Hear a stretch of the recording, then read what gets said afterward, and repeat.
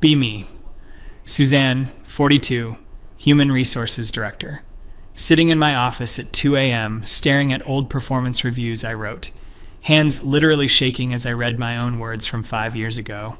Employee shows concerning patterns of mansplaining and microaggressions toward female colleagues.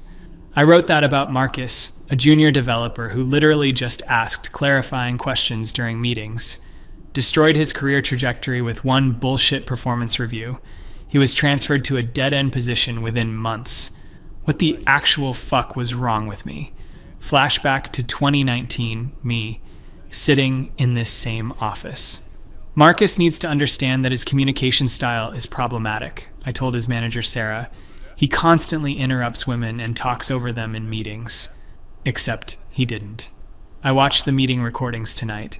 He waited for people to finish, asked thoughtful questions, never once interrupted anyone. But I had already decided he was guilty of existing while male in my department.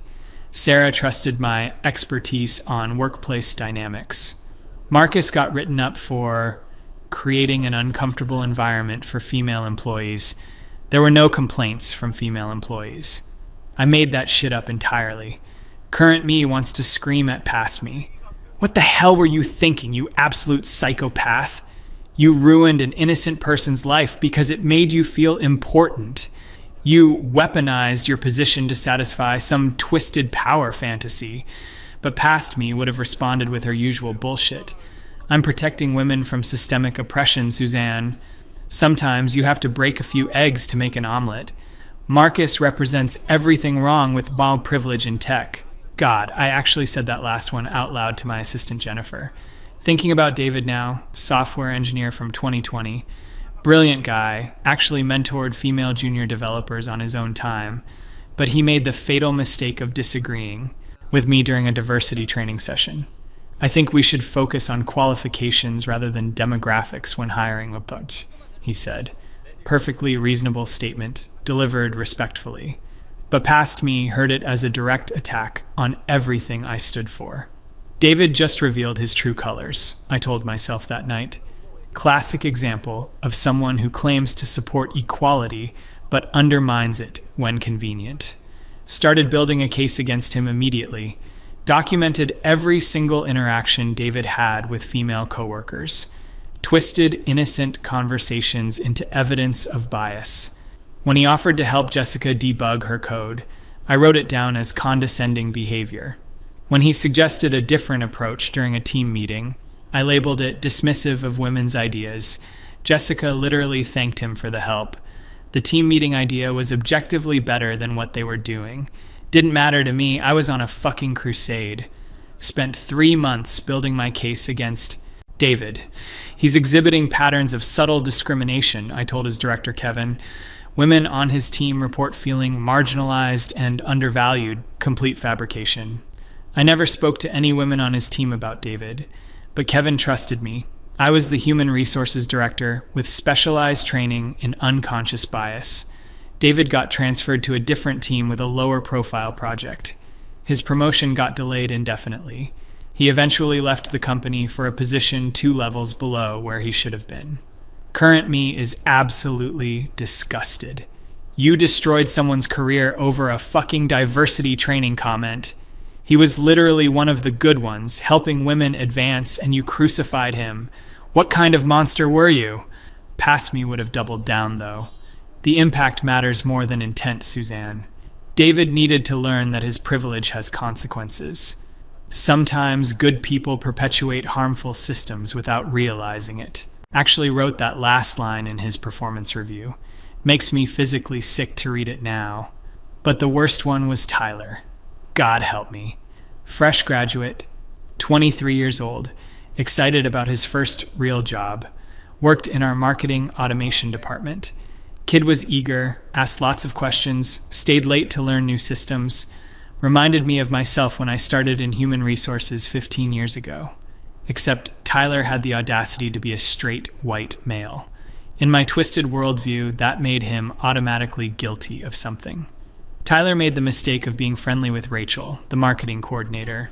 They'd grab coffee together, chat about work projects, typical office friendship. But I decided it was inappropriate.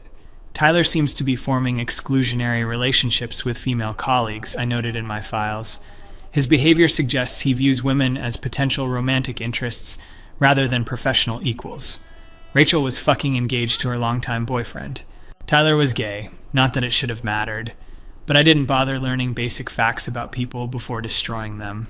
Started monitoring Tyler's interactions obsessively. When he complimented Rachel's presentation, I called it infantilizing praise. When he disagreed with her timeline estimate, I labeled it undermining female authority. When he brought donuts for the team, I wrote performative gestures to mask underlying bias. Everything this kid did got twisted into evidence of sexism. I was literally manufacturing discrimination cases out of thin air. The breaking point came during the holiday party planning committee. Tyler suggested having the party at a local brewery instead of the usual hotel conference room. It would be more relaxed and fun, he said. Rachel agreed, thought it was a great idea, but I saw it as Tyler pushing an agenda that excluded women. He's trying to create a boys' club atmosphere, I told myself. Alcohol-focused venues make women uncomfortable and give men more social power. Started typing up a formal complaint that same night. Tyler's suggestion demonstrates a fundamental lack of awareness about inclusive environments, I wrote. His preference for alcohol-centric venues suggests prioritization of male-coded social activities. This pattern indicates deeper issues with respect for diverse colleague needs. Sent it to his manager Bruce with a recommendation for immediate corrective action. Tyler got called into Bruce's office the next day, got lectured about sensitivity and inclusion for an hour. Kid walked out looking like someone had kicked his puppy. Tyler started walking on eggshells after that, stopped participating in team discussions, declined invitations to group lunches, worked with his head down, no more friendly conversations. I told myself it was progress. He's finally learning to check his privilege, past me thought. Sometimes people need a wake-up call to examine their behavior. But, really, I had just terrorized an innocent young man into social isolation. Kid was probably developing anxiety about every workplace interaction. Final straw came 6 months later. Tyler was up for his first performance review and potential promotion. He'd done excellent work, exceeded all his metrics, got glowing feedback from clients, but I made sure his review included a note about interpersonal development needs. While Tyler demonstrates technical competence, he requires ongoing coaching regarding inclusive communication. His learning curve on cultural sensitivity has been slower than expected for someone in his position. Blocked his promotion with bureaucratic doublespeak and manufactured concerns. Tyler left the company 3 weeks later. Found out years later that Tyler struggled to get hired anywhere else. Word travels fast in our industry, especially negative references. Spent 8 months unemployed, had to move back with his parents. Eventually took a position way below his skill level just to pay bills, all because I decided his existence threatened my personal mission. I single-handedly derailed a young man's career over absolutely nothing. Sitting here now, reading through all my old files, found at least 12 other cases where I pulled similar shit. Alex, in accounting, who questioned our mandatory bias training schedule, got written up for resistance to diversity initiatives. James, in product development, who mentioned his concern about hiring quotas, suddenly developed a pattern of insensitive comments in his file.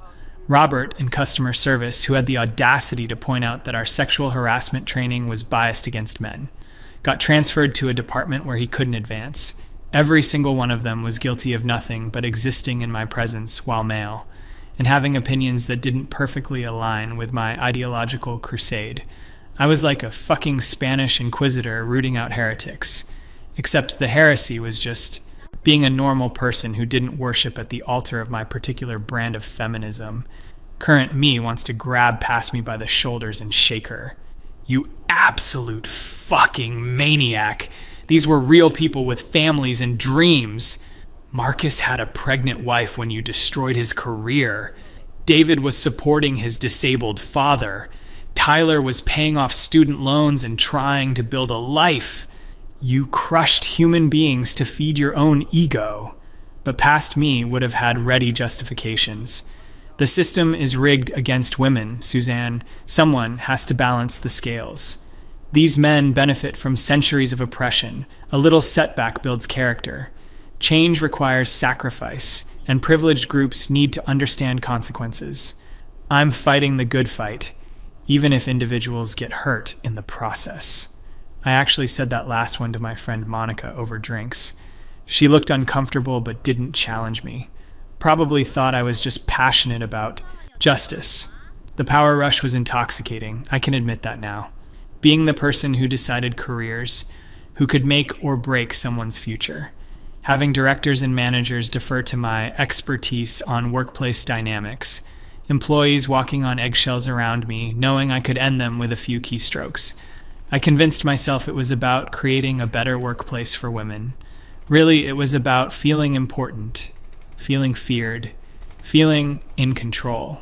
Used to love the moment when I'd call someone into my office for a conversation, watching their face change as I delivered my carefully crafted accusations. We've received some concerns about your communication style. Some colleagues feel uncomfortable with certain behaviors you've exhibited. This isn't disciplinary, but we want to address these issues before they escalate. Always vague enough to avoid legal challenges, but specific enough to terrify them.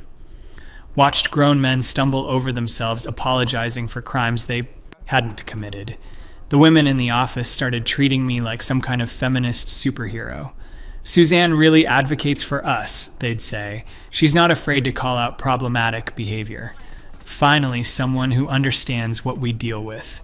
They had no idea I was manufacturing most of the problems I claim to solve. Creating hostile work environments and then positioning myself as the savior. Like an arsonist who wants praise for putting out fires. Kept detailed files on every male employee looking for patterns that didn't exist. March 15th. Interrupted Maria during stand-up meeting, lasted 3 seconds. March 22nd, used phrase you guys when addressing mixed group. March 28th, offered unsolicited advice to Jennifer about project timeline. Weaponized normal human interactions into evidence of systematic bias. Turned everyday workplace communication into a minefield of potential violations. Started mandatory unconscious bias workshops where I could lecture captive audiences. Microaggressions may seem harmless, but they create cumulative psychological damage. Intent doesn't matter, only impact, so examine your assumptions. Men need to step back and amplify women's voices instead of dominating conversations. Watching uncomfortable male faces as I delivered my sermons, they knew disagreeing meant becoming my next target. Created an atmosphere of fear disguised as enlightenment. Current me is absolutely horrified by past me's thought processes. You turned the workplace into your personal ideological battleground.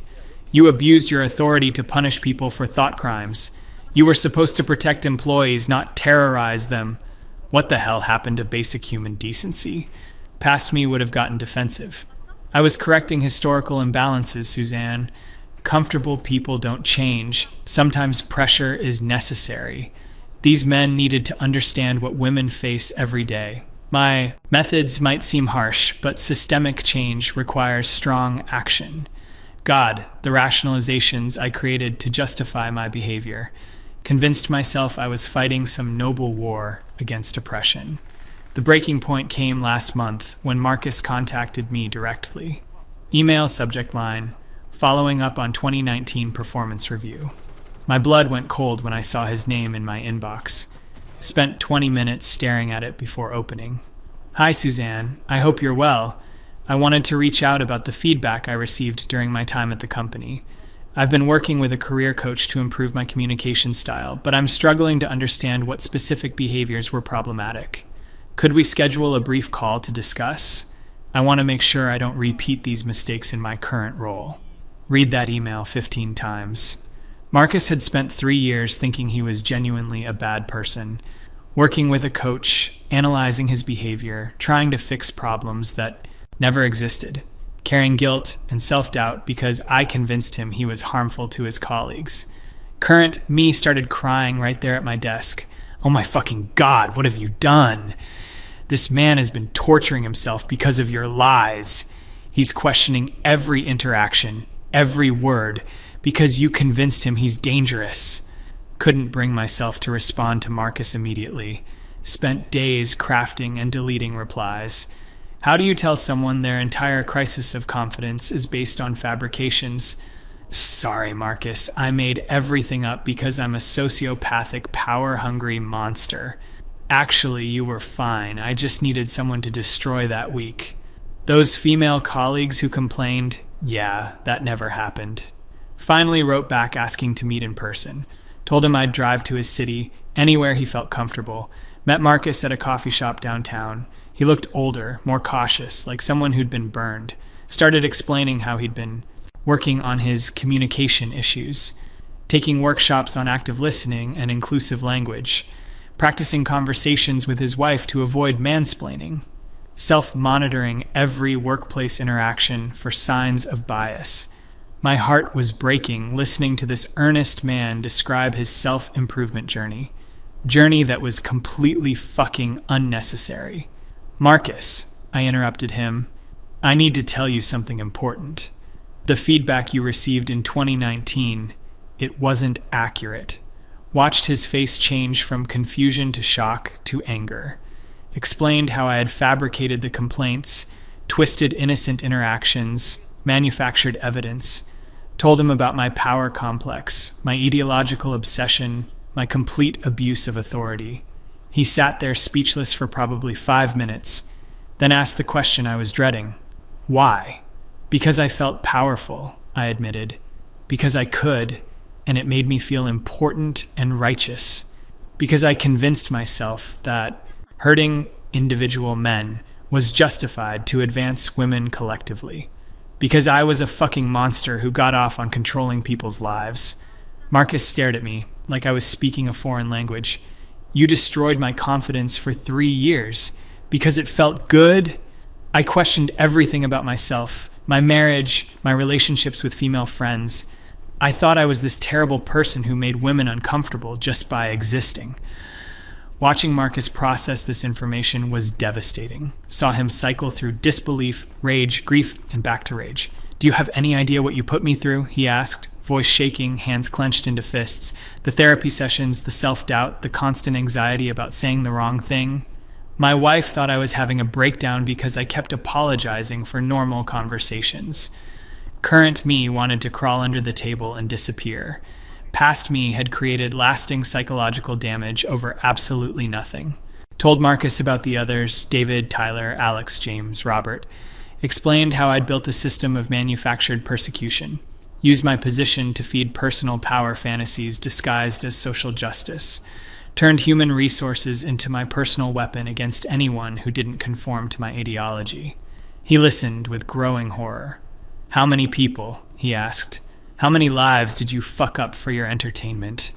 Couldn't give him an exact number, but it was dozens over 5 years. Current me arguing with past me all the way home.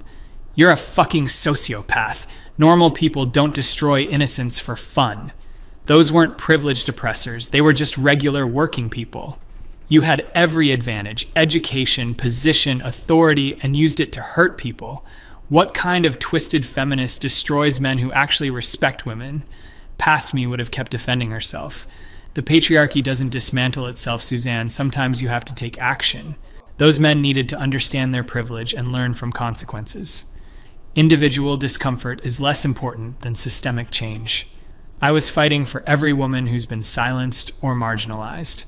Someone has to hold men accountable for centuries of oppression. The mental gymnastics I performed to justify psychological abuse were Olympic level. Spent the next week reaching out to everyone I could find. David now works at a startup making 60% of what he should be earning. Tyler eventually found success, but it took years to rebuild his confidence. Alex transferred to a different industry entirely after our company blacklisted him.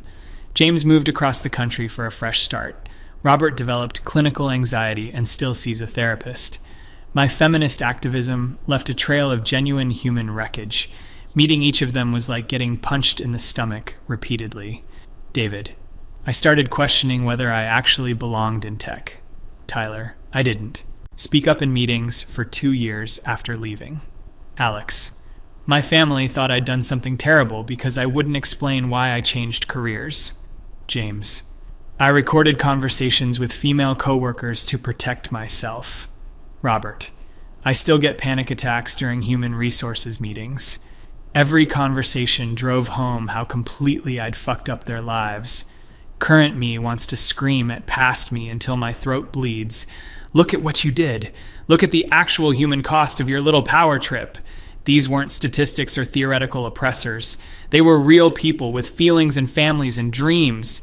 You turned into everything you claim to hate, an abuser hiding behind ideology. You're not a feminist, you're a fucking terrorist. Past me would have rationalized even this. Change is uncomfortable, Suzanne. Revolution requires sacrifice.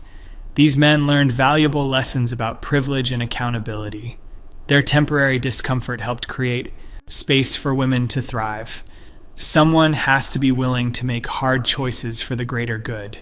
I was fighting systemic oppression the only way the system understands.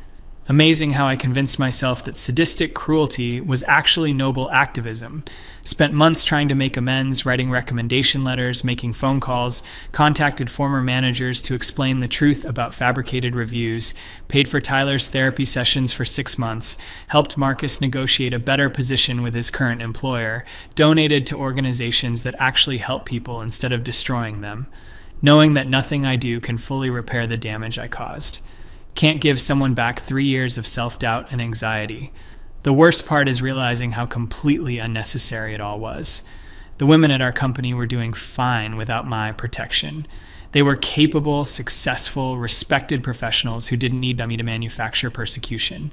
My crusade solved problems that didn't exist and created real trauma in the process, turned allies into enemies and gave actual sexists ammunition to dismiss legitimate concerns. Set back genuine progress by making feminism look like vengeful ideology. Current me is filled with rage at past me's self-righteousness. You thought you were so fucking enlightened and progressive. Really, you were just a petty tyrant drunk on your own authority. You turned civil rights principles into weapons for personal gratification. You're the reason people think feminism is about hating men. You damaged the very cause you claim to champion. Past me would have dismissed all criticism as internalized misogyny. You're letting the patriarchy convince you that fighting back is wrong, Suzanne. Tone policing is just another way to silence women's anger. The system taught you to value male comfort over female justice. You're having a crisis of confidence because change feels dangerous. Remember why you started fighting in the first place.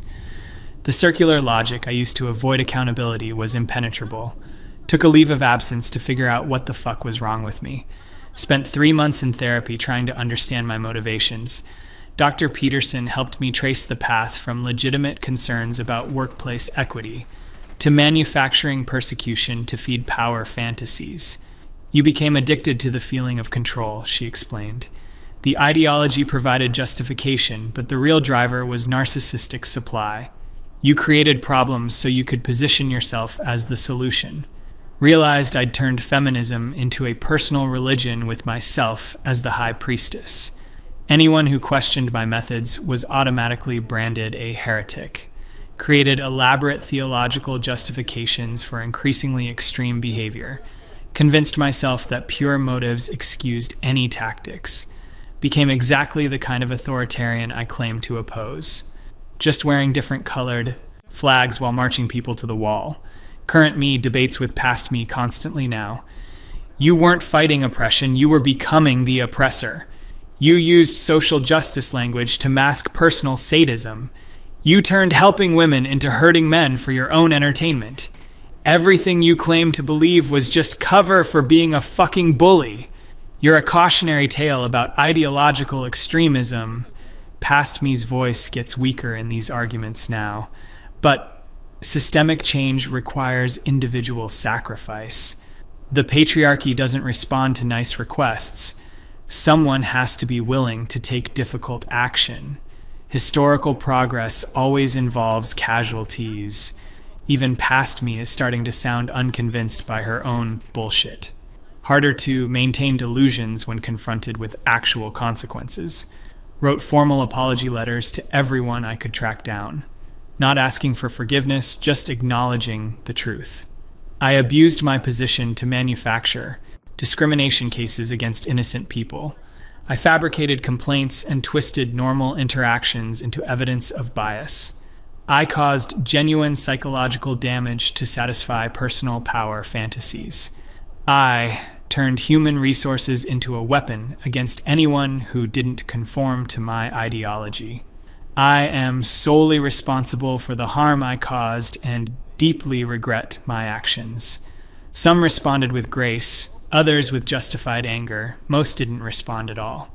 Marcus wrote back, "Thank you for finally telling the truth. The damage is done, but at least now I can stop hating myself. Tyler, I hope you understand that your apology doesn't undo 3 years of therapy and self-doubt. David, I'm glad you recognize what you did, but I'll never trust human resources departments again. Alex, fuck you. Your letter is just more manipulation disguised as accountability.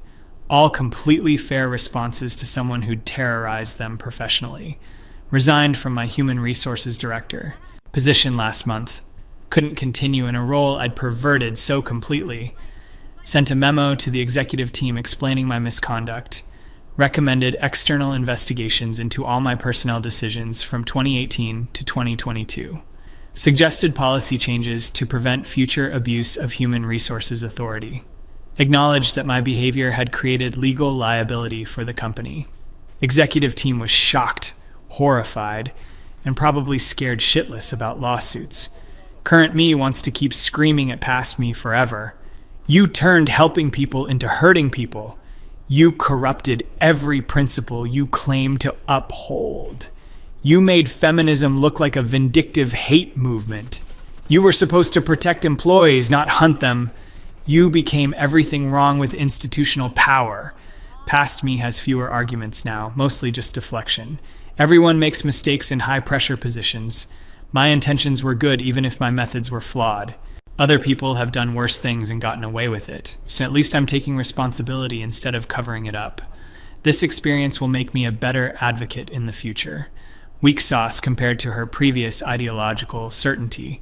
Working as a freelance consultant now, helping companies audit their human resources practices, specifically looking for signs of abuse of authority and manufactured grievances, trying to prevent other sociopaths from turning human resources into weapons. Funny how understanding your own capacity for evil makes you better at spotting it in others. Every policy manual I review, I think about how past me would have exploited those loopholes. Building safeguards against myself, basically. Still have the internal arguments with past me every day. How did you convince yourself that destroying innocent people was justice? What the fuck was wrong with your moral compass? How did helping women turn into hurting men for fun? Did you become such a complete piece of shit? What would actual feminists think of your reign of terror? Past me's responses are getting pathetic. I was under a lot of stress. The system pushed me to extreme measures. Nobody taught me how to handle that much authority. I genuinely thought I was helping. Maybe I went too far, but the cause was just watching my former self deflate as her rationalizations crumble. The truth is simpler and more horrifying than any ideology. I became addicted to the power to destroy people's lives. Feminism was just the costume I wore while indulging sadistic impulses. Convinced myself that targeting men made the cruelty virtuous. Turned legitimate social concerns into cover for personal pathology. Became a monster while believing I was a hero. Current me's final argument with past me. You're the reason people think feminism is about revenge instead of equality. You're the reason men are scared to work with women. You're the reason human resources departments are viewed with suspicion and fear. You took principles meant to help marginalized people and turned them into weapons. You are everything wrong with ideological extremism disguised as social justice. You were never a feminist, you were just a fucking predator in activist clothing. Past me has no response to that, because deep down, she always knew. The ideology was just permission to do what she wanted to do anyway. Hurt people, control people, make people fear her. Feminism was convenient because it provided moral cover for immoral behavior. But any ideology would have worked. Sociopaths always find justifications for their cruelty. Sitting here at 3 a.m., looking at the wreckage of my career and conscience. Marcus is in therapy learning to trust his instincts again. Tyler still flinches when he has to talk to human resources. David changed industries entirely rather than risk another encounter with someone like me. Dozens of other men carry psychological scars from my activism. And for what? So I could feel important and powerful for a few years? The conversations with past me are getting shorter now, because there's nothing left to argue about. She was wrong, completely and catastrophically wrong, about everything, from beginning to end. Her methods, her motives, her understanding of feminism, her basic humanity. Current me won, if you can call it winning when the prize is acknowledging you're a monster. Past me whispers sometimes, late at night. At least you tried to make a difference. At least you stood up for what you believed. At least you didn't just passively accept injustice. But even those pathetic justifications ring hollow now. Because I didn't make a difference, I made everything worse. I didn't stand up for anything. I knocked down innocent people. I didn't fight injustice. I became injustice. Current me's final statement to past me. You are the worst kind of person, someone who turns helping others into hurting others. You took the noble goal of workplace equality and perverted it into personal vengeance.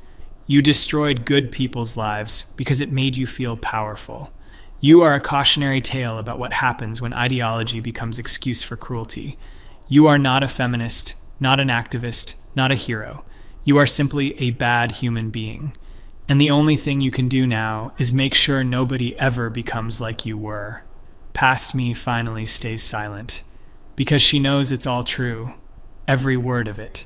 She was a monster wearing the mask of a social justice warrior, and no amount of rationalization can change that fact. The only justice now is ensuring she never comes back.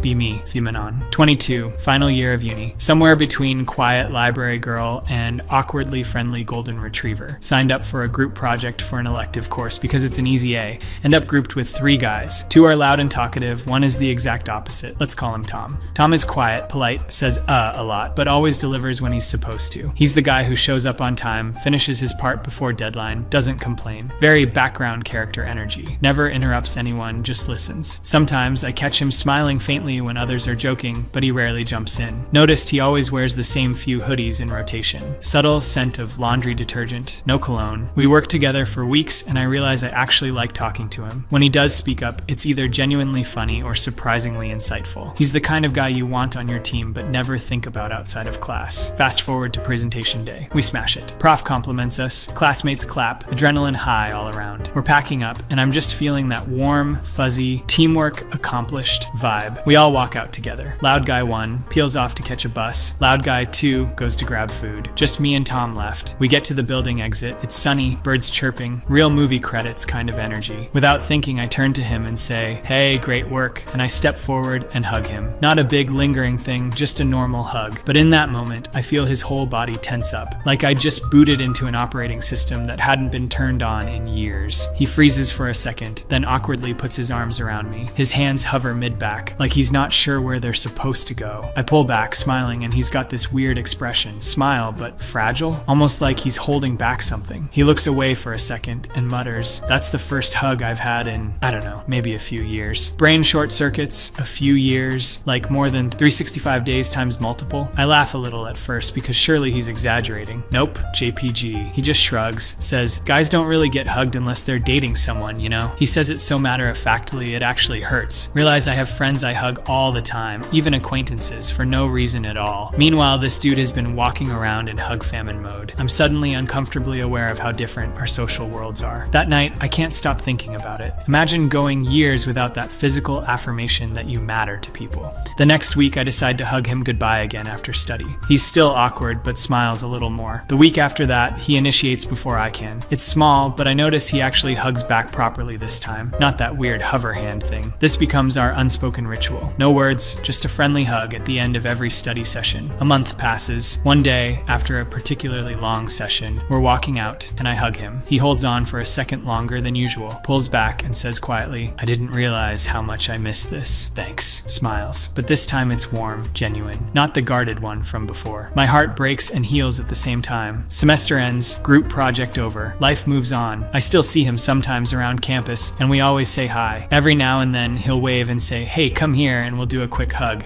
But I never forgot that first day outside the library. Made me realize that as a girl, I live in a completely different affection economy. I can get a hug just by saying, "I had a bad day." Some guys can go years without that, and they'll never admit they want it because it's weird or needy. Society XE has stopped responding. MFW. I didn't know men could go through a hug drought and just silently survive it. MFW, my one casual gesture might have actually meant way more than I'll ever know.